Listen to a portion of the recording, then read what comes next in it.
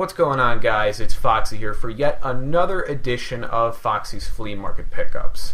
Now, before I go on, let me just explain something about resellers. I don't have a problem with them in general, like not all of them are bad guys or dickheads, whatever the case. However, the ones that I do have a problem with are the guys that sit there, spend however much they are spending on these sort of games, and then charging double, sometimes even triple the market value for said game. Like, you can go at Disc Replay, GameStop, any sort of like secondhand store, even eBay, and find these games for much cheaper than these resellers are selling it for. That's the type of resellers that piss me off. Like, if a reseller is selling a copy of Donkey Kong Country for the Super Nintendo for $8 to $10, I do not have a problem with that, because that's pretty much the market value of that game. I will never complain about that. You will never hear me say anything. But there are two different guys at the flea markets we go to that are just outrageous with their prices, and sometimes don't even remove the stickers from the people they bought their games from. Like, for example, this one sticks out the most. We went to one of these resellers just out of just mundane curiosity of what they were selling. I saw a copy of, I think it was Pinball Hall of Fame Gottlieb edition for the PS2. It had a Disc Replay price sticker on the spine of the case that said $4. Okay, so I was thinking maybe he just left it on there because that's how much he's charging it for. I don't know. So I pull out the case, and they have one of those like garage sale tags. It's just a real small circle sticker that said $15 or $17. I know it was around that price range.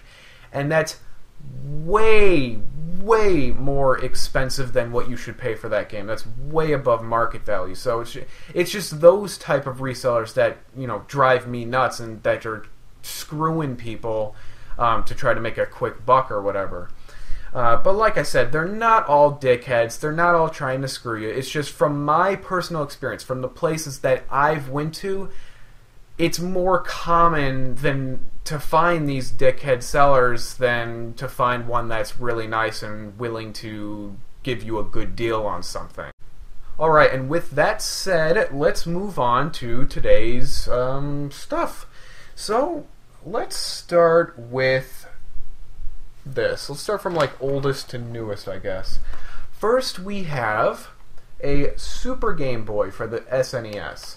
Now, if you don't know what this is, it's basically you stick your Game Boy in this slot and then put it in, or Game Boy game into this slot. Could be color, could be the pocket games, and stick it to your system, turn on the system, and it plays your Game Boy games for you instead of using a handheld device, which I love. I'm not a fan of handheld systems as a general thing. It's just my eyes don't like such a small screen, and playing it on the TV helps tremendously. So I was very happy to find that. Next we have Medal of Honor Underground for the PS1. I don't believe I played this one. I think I played the original, but I don't know. For the price I got it for, I'm never going to complain. Next is Medieval for the PS1.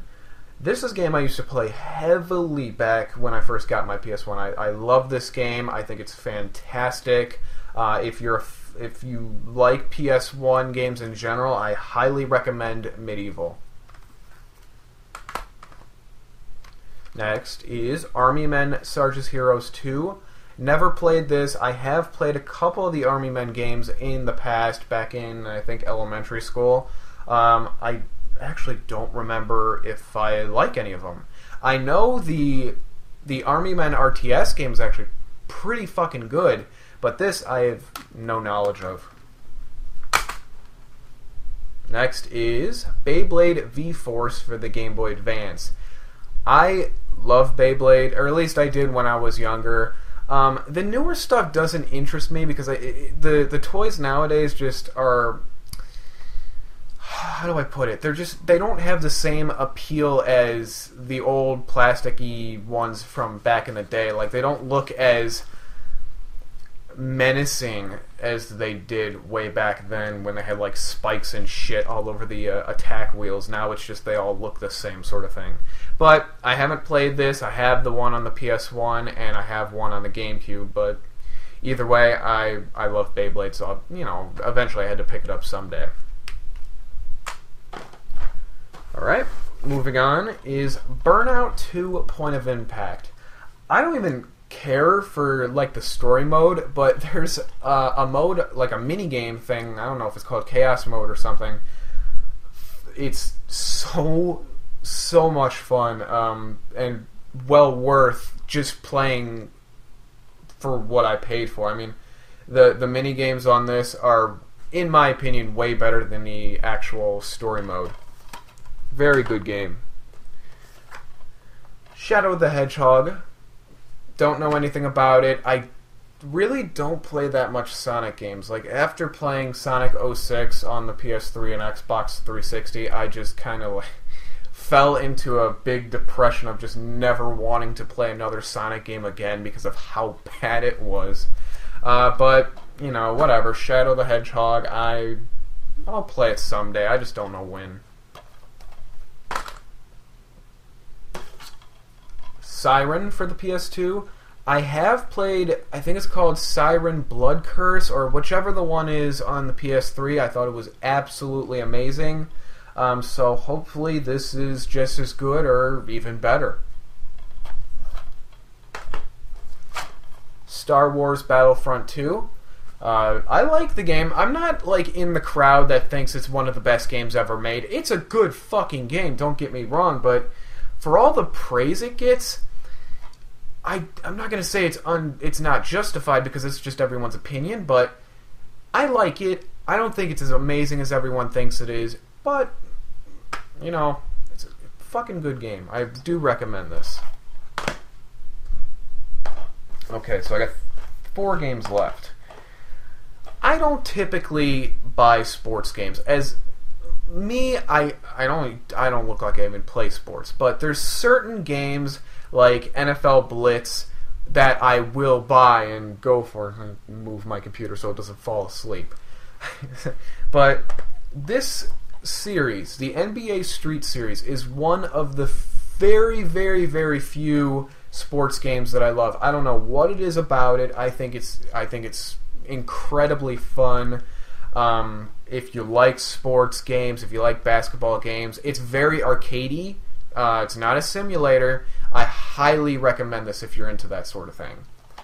If not, then whatever. And NBA Street 2. What can you say? It's the same thing as the original. I love this series. The graphics are completely different from the original, and that's doesn't happen too much with games nowadays. I mean, you get like a bump in the graphics or whatever, but it's like a completely different look to it. I don't know exactly what I would call it. It's more cartoony looking, I guess, is the best way to describe it. But it's not like bad or anything. And the last game, or the last PS2 game I have is NBA Ballers. I remember loving this game as a kid, and I just got this recently, started playing it. I don't think it held up well. It's hard as shit. And I just haven't gotten a feel for the controls yet. Maybe that's why I don't like it as well. But it's ridiculously annoying. The AI is just insanely good. But, it's not a bad game. It's pretty good. I just need to, I guess, play more of it and get more of the feel of the controls and how it plays. Not a bad game, though. And the final game I have for this edition of Foxxy's Flea Market Pickups is Medal of Honor Airborne.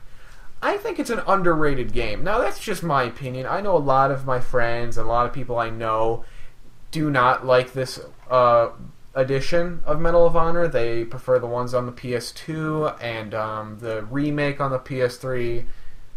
I don't know one person that likes Warfighter. If you like Warfighter, I haven't played it. I don't know anything about it. I know it's like $5 now. That I know. But I love Airborne. I think it's a really good game. The graphics are a little wonky sometimes, like the frame rate tends to drop to below 30, and that's kind of annoying. But if you can look past that, I think it's a pretty solid game. The AI is a little bullshit at times. Like, the ones that have the rocket launchers can snipe you from across the entire map, and that is just infuriating. Go away, cat. Go away. Stop it. So, yeah, I think it's a really good game, and the price I paid was cheaper than I would think, or it's cheaper than you could buy at GameStop, so I'm very happy with that. So, that is it, guys. Now, time for the slideshow, and on to the next flea market pickup video someday soon. So, thank you very much for watching, everyone, and take care.